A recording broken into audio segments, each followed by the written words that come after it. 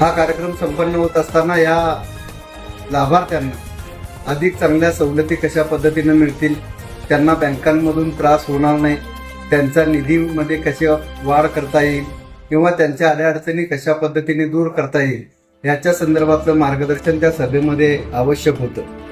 पण या शहराचे आमदार प्रकाशराव आवाडे यांनी त्या ठिकाणी भाषण करत असताना त्याला सगळे राजकीय अभिनिवेश त्या ठिकाणी व्यक्त केला. स्वतःची उमेदवारी त्या ठिकाणी जाहीर करत असताना मी कोणाकडे तिकीट मागायला जाणार नाही वगैरे वगैरे हे सगळं बोलत असताना या जिल्ह्याच्या पालकमंत्र्यांच्यावर त्यांची गाडी घसरली आणि हे पालकमंत्री हे एका तालुक्याचे पालकमंत्री आहेत. त्यांनी स्वतःच्या मतदारसंघामध्ये 2 रुग्णालये मंजूर करून आणली, पण इचलकरंजी इंदिरा गांधी सामान्य रुग्णालयामध्ये नर्सिंग कॉलेज मंजूर आहे ते मंजूर केले नाही अशा पद्धतीची वल्गना केली.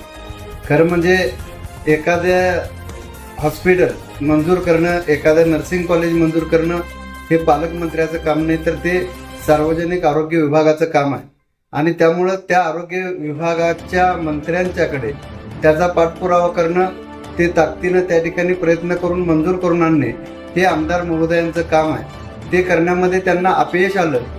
त्यामुळं आपलं स्वतःचं अपयश झाकण्यासाठी पालकमंत्र्यांच्यावर त्यांनी बिनबुडावचे आरोप करण्याचा प्रयत्न केला. मुश्रीफ साहेब हे या जिल्ह्याचे पालकमंत्री म्हणून काम करत असताना हजारो ऑपरेशन त्यांनी मोफत केली.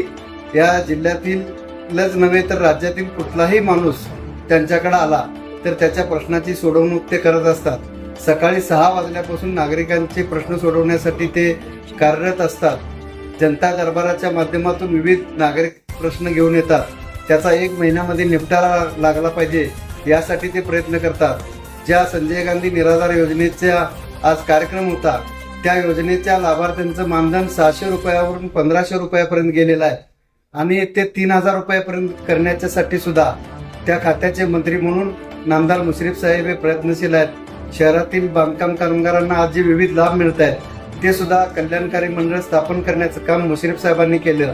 अशा अनेक कामाच्या माध्यमातून संपूर्ण जिल्ह्यात एक कर्तबगार असा मंत्री, या राज्याचा श्रावण बाळ म्हणून त्यांची ओळख असताना अशा एका कर्तबगार मंत्र्यावर आरोप करत असताना केवळ एका अधिकाऱ्याची बदली करण्याच्या संदर्भातला विषय जिल्हा नियोजन समितीमध्ये मांडला. खरं म्हणजे बदली करण्याचा प्रयत्न अण्णांनी यापूर्वीच केला.